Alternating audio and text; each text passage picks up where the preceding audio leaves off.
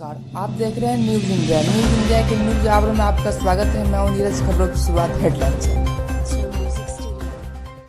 भारत चीन तनाव खौफ में लद्दाख के लोग, बताया 1962 हो रही है सैन्य हलचल। लॉकडाउन में घर फंसे सैनिक घर अब नहीं होंगे कोई कार्रवाई, बोले प्रधानमंत्री मोदी। सड़कों पर दौड़ी बस, गिनती से मिले यात्री।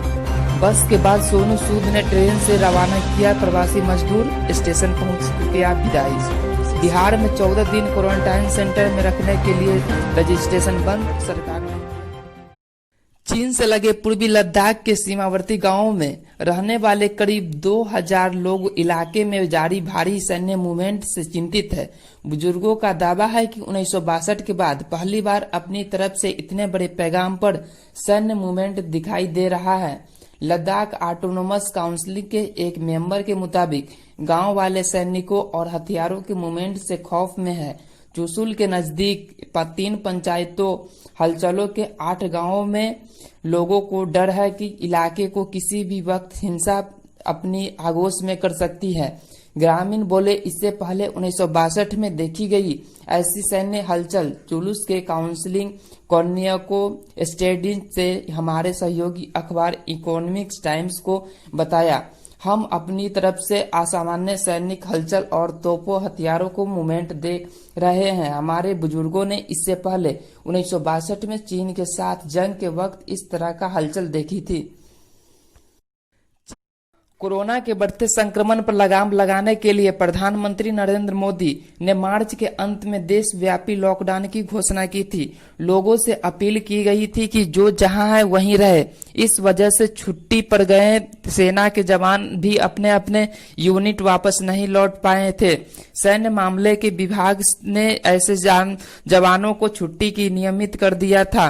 Chief of defence staff Bipin Rawat के नेतृत्व वाले सैन्य मामले के विभाग द्वारा जारी एक पत्र में कहा गया कि मुझे थल सेना, नौसेना और वायु सेना के कर्मियों से संबंध में विशेष आकस्मिक अवकाश के रूप में भारत सरकार या सेवा मुख्यालय के आदेश के कारण अनुपस्थिति की अवधि को नियमित करने के लिए राष्ट्रपति की मंजूरी की जानकारी से अवगत कराने का निर्देश है। यह पत्र तीनों सेना के प्रमुख को सोमवार से रोडवेज बसों का संचालन शुरू हो गया। सुबह 8 बजे दिल्ली के लिए पहली बस रवाना हुई।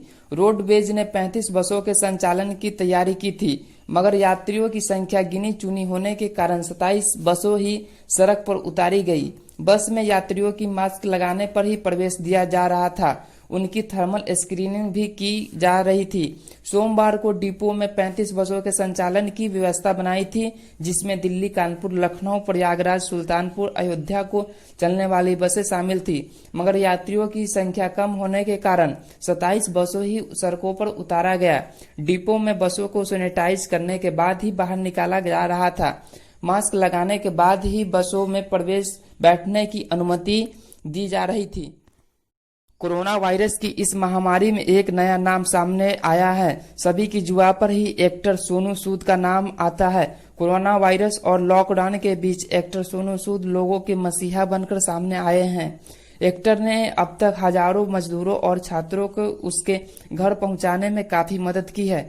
वहीं मुंबई के ठाणे रेलवे स्टेशन से उत्तर प्रदेश और बिहार जाने वाले मजदूर को विदा किया। अभिनेता सोनू सूद 18 घंटा काम करके प्रवासी मजदूरों को लगातार मदद कर रहे हैं। लोगों की मदद की में उनकी टीम भी दिन रात लगी हुई है। इस वीडियो में सोनू सूद सोमवार को मुंबई के चली एक स्पेशल ट्रेन में प्रवासी मजदूरों को बिठाकर विदा कर रहे हैं। कोरोना बिहार सरकार ने प्रदेश से लौटने वाले श्रमिक को 14 दिन पृथकवास में रखने के लिए उनका पंजीकरण सोमवार से बंद कर दिया है, क्योंकि देश भर में लोगों की आवाजाही शुरू हो गई है। बिहार में अब तक 28 से 29 लाख श्रमिक दूसरे राज्य से लौट आए हैं और उसमें 8.77 लाख लोगों को 14 दिन की अवधि पूरी होने के बाद पृथकवास केंद्रों से छुट्टी दे दी गई है। इसके अलावा अब तक 5.30 लाख लोग राज्य भर में के प्रखंड और जिला स्तर के क्वारंटाइन सेंटर में रह रहे हैं। यह पूछे जाने पर कि क्या 15 जून के बाद क्वारंटाइन सेंटर बंद हो जाएंगे, प्रधान सचिव ने कहा कि पंजीकृत श्रमिक के अंतिम बैच के 14 दिवसीय पृथकवास अवधि समाप्त होने पर यह केंद्र 15 जून के बाद बंद हो जाएंगे। प्रयत्न में कहा गया कि स्कूल में शैक्षणिक गतिविधि शुरू करने के लिए स्कूल को खाली करना पड़ेगा। यदि परिसरों को खाली नहीं किया गया तो स्कूल में पढ़ाई कैसे होगी। उन्होंने कहा कि अब तक 28 से 29 लाख श्रमिक बिहार आ जा चुके हैं। आज के न्यूज में बस इतना ही। बने रहिए आपके अपने